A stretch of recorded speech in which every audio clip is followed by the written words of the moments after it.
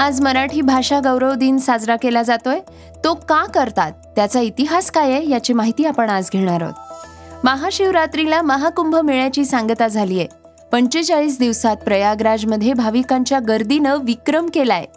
तर निराधारांसाठी म्हाडा आता आधार होणार आहे. मुंबईसह ठाण्यात यासाठी खास प्लॅन आखला जातोय. काश्मीरी तरुणानं भारतातली पहिली हायटेक सोलर कार बनवलीय. भारतातून परदेशात फक्त 11 रुपयांमध्ये विमान प्रवास करता येणार आहे. व्हिएतनामच्या विमान कंपनीनं यासाठी खास ऑफर दिलीय. चॅम्पियन्स ट्रॉफीत इंग्लंड विरुद्धच्या अफगाणिस्तानच्या जादरानं वादळी 1.5 शतक केलंय. यासह त्यानं विक्रमही केलाय. तर अभिनेता गोविंदाच्या पत्नीनं 6 महिन्यांपूर्वी पाठवलेली घटस्फोटाची नोटीस वकिलांनीच केलाय खुलासा. या बातम्या आपण आजच्या पॉडकास्टमध्ये ऐकणार आहोत. नमस्कार, मी गौरी कुबेर. आज 27 फेब्रुवारी वार गुरुवार. पॉडकास्टची पहिली बातमी ऐकूयात मराठी भाषा गौरव दिनाची. आज 27 फेब्रुवारी हा दिवस भारतात मराठी भाषा गौरव दिन म्हणूनही साजरा केला जातो. मराठी भाषेला अभिजात भाषेचा दर्जा मिळाल्यानंतरचा हा पहिलाच मराठी भाषा गौरव दिन आहे.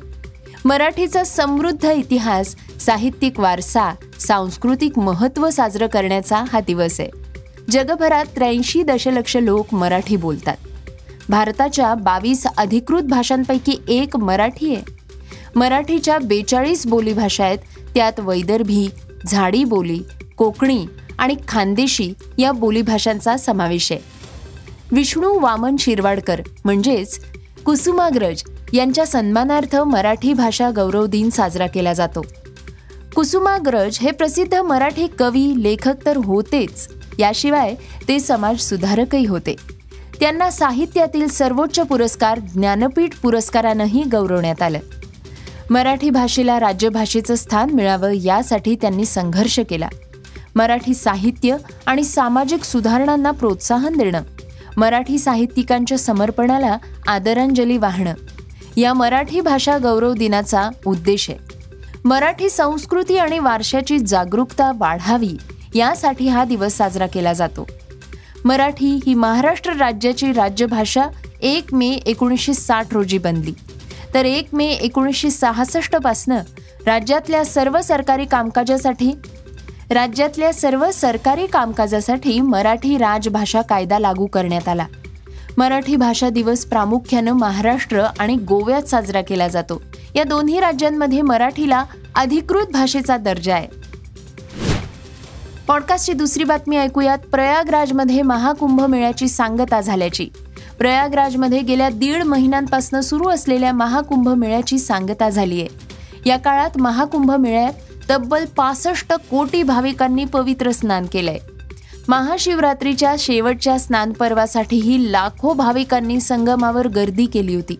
महाकुंभमध्ये भाविकांनी केलेल्या गर्दीनं अनेक विक्रम मोडले आहेत. जगात कोणत्याच कार्यक्रमात आजवर इतक्या मोठ्या संख्येनं लोक एकत्र आलेले नाही आहेत. गेल्या 45 दिवसात प्रयागराजमध्ये जितके भाविक दाखल झाले आहेत ती संख्या अनेक देशांच्या एकूण लोकसंख्येपेक्षाही जास्त आहे. ही संख्या अमेरिकेच्या लोकसंख्येच्या दुप्पट, तर पाकिस्तानच्या लोकसंख्येच्या 2.5 पट आहे आणि रशियाच्या लोकसंख्येच्या 4 पट इतकी आहे. महाकुंभ मेळ्यात 11 फेब्रुवारीपर्यंत 45 कोटी भाविकांनी पवित्र स्नान केलं होतं. तर 22 फेब्रुवारीला हाच आकडा 60 कोटींवर पोचला. महाशिवरात्रीपर्यंतच ही संख्या 65 कोटींपर्यंत पोचली. प्रयागराजच्या महाकुंभ मेळ्यात परदेशातल्या नागरिकांनी सुद्धा सहभाग घेतला. जवळपास 73 देशांचे राजकीय नेते प्रयागराजला आले होते. नेपाळच्या 50 लाख भाविकांनी त्रिवेणी संगमात स्नान केलं.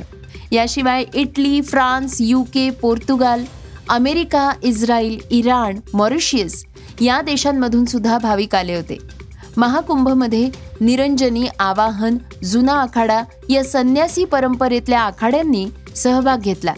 याशिवाय नामवंत राजकीय नेते, सेलिब्रिटी, उद्योगपतींनी सुद्धा त्रिवेणी संगमावर स्नान केलं. 15,000 स्वच्छता कर्मचाऱ्यांनी स्वच्छता मोहिमेत भाग घेतला. याची गिनीज वर्ल्ड रेकॉर्डमध्ये नोंद करण्यात आली आहे. पॉडकास्टची तिसरी बातमी आहे निराधारांसाठी म्हाडाच्या खास योजनेची. म्हाडा आता वृद्ध आणि निराधारांचा आधार होणार आहे. उतरत्या वयात वृद्ध आणि निराधारांची गैरसोय होऊ नये, त्यांना हक्काचा निवारा मिळावा यासाठी म्हाडाकडनं मुंबई आणि ठाण्यात वृद्धाश्रम बांधले जाणार आहेत. त्यांचं नियोजनही सुरू आहे. यामुळे गरजू आणि निराधारांना मोठा दिलासा मिळणार आहे. केंद्र सरकार मुंबई महानगर क्षेत्रात ग्रोथ हब बनवतेय. त्यानुसार इथं येणाऱ्या अधिकारी कर्मचाऱ्यांना घरं उपलब्ध व्हावीत म्हणून म्हाडाच्या माध्यमातून लाखो घरं उभारली जाणार आहेत. त्याचाच एक भाग म्हणून म्हाडा सुरुवातीला मुंबईत अंधेरीतील आरामनगर इथं आणि ठाण्यात माजीवाड्यातील विवेकानंद नगर इथं सर्व सोयींनिशी सुसज्ज असे वृद्धाश्रम बांधणार आहे. भविष्यात पुणे, नागपूर, नाशिक मंडळातर्फे देखील वृद्धाश्रम उभारण्याचं नियोजन सुरू असल्याचं म्हाडानं स्पष्ट केलं. या वृद्धाश्रमात काय सोयी सुविधा असाव्यात याचा विचार करून अंतिम आराखडा तयार केला जाणार आहे. आराखडा तयार झाल्यानंतर प्रत्यक्ष कामही सुरू होईल. 2-3 वर्षांसाठी येणाऱ्या नोकरदार महिलांना मुंबईत घर घेणं शक्य होत नाही. त्यांची गैरसोय टाळण्यासाठी म्हाडाकडनं वसतिगृह उभारण्याचंही म्हाडानं नियोजन केलेलं आहे. मुंबई उपनगरात 10 वसतिगृह उभारली जाणार आहेत. यासाठी जागेचा शोध सुरू आहे. तर ठाण्यातील माजीवाडा इथं महिलांसाठी एक वसतिगृह उभारण्याचा प्रस्ताव आहे. या वसतिगृहात एकाच वेळी 200 महिलांच्या निवासाची व्यवस्था होणार आहे. पॉडकास्टची चौथी बातमी आहे काश्मीरी तरुणानं भारतात हायटेक सोलर कार बनवल्याची. जम्मू काश्मीरच्या श्रीनगरमध्ये राहणाऱ्या बिलालनं सोलर कार तयार केल्याचा दावा केलाय. पूर्णपणे सौर ऊर्जेवर चालणारी ही अत्याधुनिक आणि इको फ्रेंडली कार आहे. गणितज्ञ असलेल्या बिलालनं सांगितलंय की कारमध्ये सोलर सिस्टम आहे. भारतातील ही पहिली हायटेक सोलर कार आहे. यामध्ये 1 किलोवॅट पॉवर तयार होते. जून महिन्यात ही कार रस्त्यावर धावण्याची आशा सुद्धा बिलालनं व्यक्त केली आहे. पॉडकास्टची 5वी बातमी आहे भारतातनं परदेशात फक्त 11 रुपयात विमान प्रवासाच्या ऑफरची. विमान प्रवास महाग झाला असला तरीही काही कंपन्या अनेक ऑफर्स देत आहेत. तुम्हीही परदेशात जायचा विचार करत असाल तर व्हिएतनामच्या व्हिएतजेट एअरलाइन्सनं खास भारतीयांसाठी एक ऑफर दिली आहे. भारतीय प्रवाशांना वन वे इकॉनॉमी क्लासचं भाडं फक्त 11 रुपये इतकं असणार आहे. 28 फेब्रुवारीपर्यंतच ही ऑफर असून तुम्ही 10 मार्च ते 30 सप्टेंबर या कालावधीत प्रवास करू शकाल. भारत ते व्हिएतनाम या मार्गावर प्रवास करता येईल. ऑफर केलेल्या भाड्याशिवाय कर आणि विमानतळ शुल्क मात्र प्रवाशांना भरावं लागणार आहे. पॉडकास्टची 6वी बातमी आहे अफगाणिस्तानच्या जादरानं केलेल्या विश्वविक्रमाची. चॅम्पियन्स ट्रॉफीत इंग्लंड विरुद्ध अफगाणिस्तानच्या फलंदाजांनी तुफान फटकेबाजी केली आहे. इंग्लंड समोर 326 धावांचं आव्हान ठेवलंय. यात सलामीवीर इब्राहिम जादरानं विश्वविक्रमी खेळी केली आहे. 39व्या षटकापर्यंत फलंदाजी करणाऱ्या जादरानं 146 चेंडूंमध्ये 177 धावा चोपल्यात. यामध्ये त्यानं 12 चौकार आणि 6 षटकार मारले आहेत. चॅम्पियन्स ट्रॉफीत ही सर्वोच्च वैयक्तिक धावसंख्या ठरली आहे. ICC वन डे स्पर्धेत सुद्धा इंग्लंड विरुद्ध ही सगळ्यात मोठी खेळी आहे. पॉडकास्टची शेवटची बातमी आहे गोविंदाला 6 महिन्यापूर्वी पत्नीनं पाठवलेल्या घटस्फोटाच्या नोटीसची. बॉलिवूड अभिनेता गोविंदा आणि त्याची पत्नी सुनीता यांच्या घटस्फोटाच्या चर्चा रंगलेल्या आहेत. गोविंदाचं मराठी अभिनेत्रीशी अफेअर असल्याच्या कारणावरनं पत्नी आणि पतीमध्ये बिनसल्याचं म्हटलं जात आहे. दरम्यान यावर गोविंदाच्या वकिलांनीच खुलासा केलाय.